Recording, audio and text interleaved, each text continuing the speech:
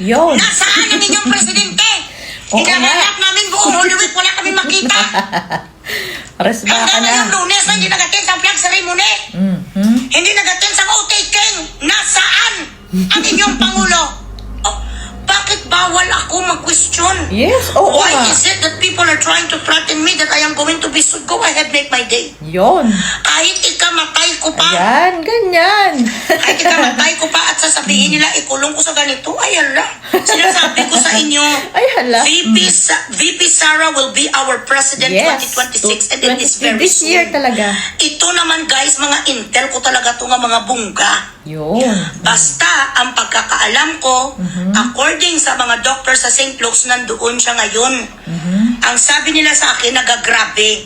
Totoo ang istorya nga may overdose na nangyayari. Ano? Di gusto niya na gani siguro mamatay. Kaya hindi na sa gani kagwantaman siguro sa ginapagawa ni ni Lisa Tanas. Hello. Gusto niya na siguro din matay siya dahil pagod na sa tingnan niyo naman ang mukha niya masyado ng dry. Yes, true. Yes, tinatago nila ang totoong sitwasyon. Pero ang sabi ng mga musang, ang sabi ng mga musang sa akin, Eto na mga pa, oh. nagbubuk ngayon sa mga tickets, ang mga Paalis na. anti-Duterte, marami na daw ngayon ang nagbubuk ng ticket papuntang Europe. Ayan, tatakot Most of na them sila. are congressmen. Meron din iba daw, kapapunta na daw sila sa Somalia, kagang iba daw nag-book na sila sa Jupiter. So, ayan. Talagang tuloy-tuloy itong issue na to. Kasi nga, sa inyo rin, sa mga kilos nyo rin kasi, nakukuha yung mga pumapasok sa isip ng mga tao na to. Kasi nga, una, naglabas si Lisa mismo ng picture na halata mo naman na hindi yun totoo. Kasi ang taba-taba pa doon nung bangag. Talagang hindi siya totoong picture, matagal na siyang picture. Hindi niyo maluloko ang mga tao sa mga paganyan nyo eh. Tapos eto nga, kung may ganyan kasing mga lumalabas na haka-haka or kung chismis man niya, sinasabi yung fake news, ba't nga hindi kayo mag-live? Si Claire Castro, mag-live sila, puntahan lang niya ng saglit si Bangag, kung talagang buhay pa, tuminga pa, mag-live kayo na, hindi totoo yung mga sinasabi niyo na may sakit ako, ganito, ganyan. Address niyo lang maayos, hindi yung basta sasabihin niyo na, ay, wala pong katotohanan yan, maayos po ang Pangulo. Ang tanong nga, wala ba siyang sakit? Hindi ba talaga siya stage 4? Asan ba siya talaga? Yung i-clear nyo kasi, yun lang naman ang kailangan, pero hindi nyo kasi magawa. Katulad itong sinasabi niya na to, atat na atat kayo na ma-impeach si VP Sara. So, syempre, iisipin ng mga tao, ay masama na talaga ang kalagayan. Ito kaya minamadali. Kayo kasi yung nagbibigay na pag-isipan kayo ng mga tao. So, ngayon, kita nyo yan, puro puro kaduda-duda yung mga lumalabas. Kaya ito ngayon, Tapos, ang sinasabi nga niya, ang dami na raw nagbubuk na paalis. Bakit? Diba? Tapos, sabi nga nito, ngayong taon talaga, si VP Sara ay magiging presidente. Ang dami nagsasabi niyan ngayon kasi nga, kahit si Atty. Rowena Guason, sinasabi niya na nangangamoy St. Peter at saka anytime ay pwedeng manumpa na si VP Sara. Diba? Diyan pa lang ato sa mga tao na alam natin na laging may intel sa ganyan. Talagang maaaring totoo na talagang ito'y tagilid na. Naisil ko din na sa atal. Ako nakikita ko nga rin sa aking bolang kristal kag sa Spirit of the Grass. Taishi na daw. Taishi na. Kaya kung hindi siya Taishi, if he is in fact in good condition, ito na lang guys ang pagkuwanan natin ng pagkuwanan natin ng idea. Pinaka-reliable source natin is Attorney Guanzon. Yes. She did not mention anything. It was very cryptic.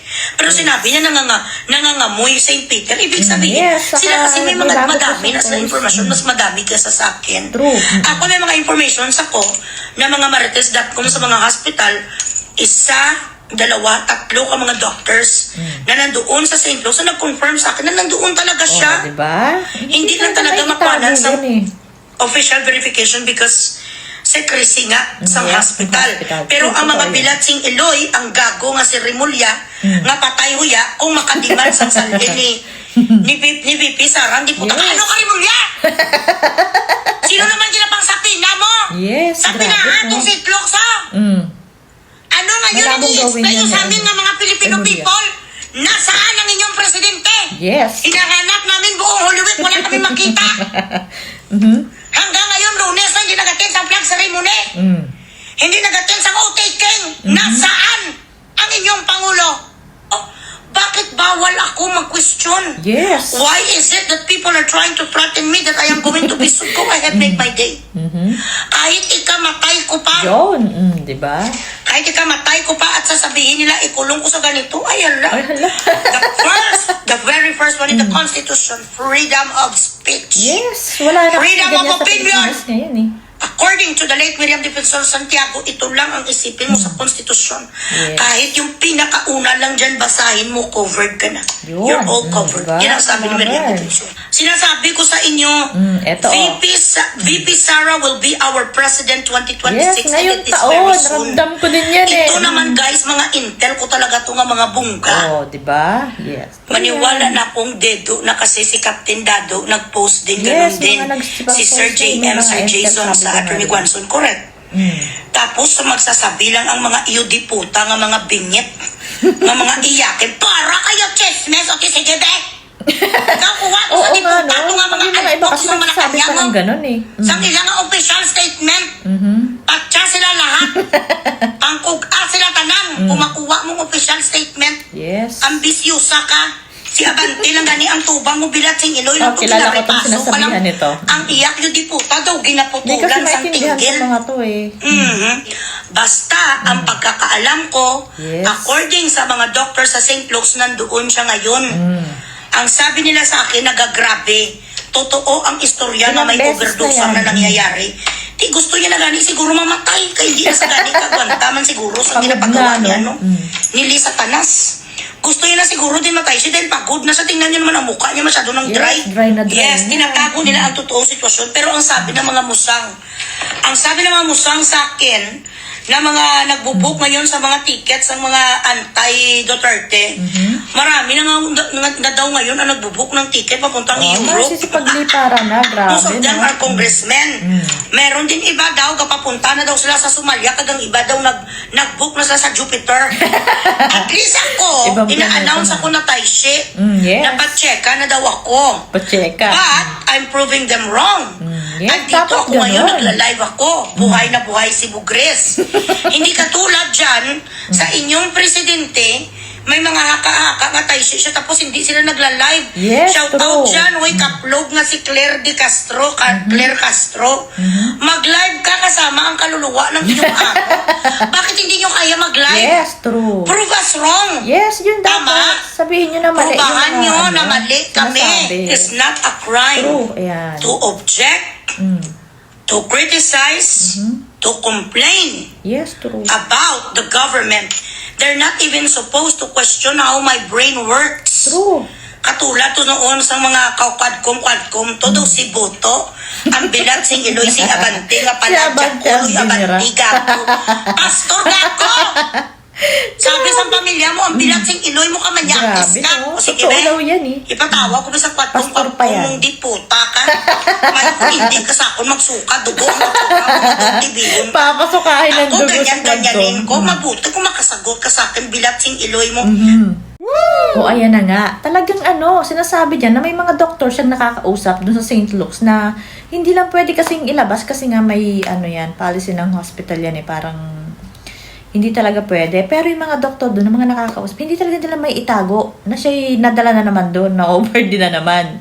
At saka ito nga, ang dami rin kasing nananakot na dito. Ganyan naman talaga kahit nga sa page ko, ang dami rin kasabi na nung nakaraang taon pa yon, o basta matagal na ikaw na ang susunod, ganyan-ganyan. Yun yung panakot nila eh. Panakot nila yun sa mga bumabati ko, sa mga nagkikriticize sa government. Yun yung panakot nila lagi na ipapatawag ka sa Quadcom, ikakasuhan ka. Bakit ganon? Bakit bawal na magsalita ngayon? Karapatan ng bawat Pilipino na i-criticize kung sinong gusto nila, lalo na at nasa government. Ano ba yan? Wala na ba yun? Hindi na ba pwede yun? Sinasabi nito, ito malupit kasama niya kahit ikamatay ko pa at hindi siya takot kahit ipatawag siya sa Quadcom. Papasukahin niya daw ng dugo si Abante pag yun na nagtanong sa kanya. Kasi nga, napakawalang yan ng mga ginawa nila eh. At saka yun nga, di ba, yung mga pinatawag yun, nag-uumiyak na lang doon. Ang tatapon nila, tapos nag-uumiyak na. Yun yung sinasabi niya. Kasi nga parang sinasabi pa nung iba doon na, chismis to yung sinasabi niya. Pati nga sila, Atty. Rowena Guanzo, nagsasabi na nangangamoy St. Peter. Tapos yung itong bago lang ni Atty. Rowena, sabi niya, parang anytime ay pwede nang manumpa sa BP Sara. Talagang sabi nga din ni Atty. Glenchong, kung walang apoy, walang usok. Kaya malapit na talagang matapos tong mag-asawang to. Ayan na. Kaya totoo na, ngayon taon na to, maraming mangyayari at magiging presidente si BP Sara 2026, hindi 2028. O, diba? Kaya maghandahan, yun, naghahanda na nga. Yung iba talaga umaalis na raw eh. Hindi lang siya nagsabi, parang Jason sa ba? Basta maraming nagsasabi na marami nang yung iba nga, nagsipagbili na ng mga bahay nila eh, di ba? Kasi alam talaga nila, natagilid na yan si BBM. Pilit man nilang tinatago, eh, lalabas at lalabas yan. Tsaka kung tegi na yun, wala silang magagawa. Akala nga naman kumuha pa sila ng kapalit niyan. Ano yun, didiktahan na lang nila ng didiktahan. Di lalo nung nagkaloko-loko. Eh, kung mabuko pa sila doon, eh, di lalo na.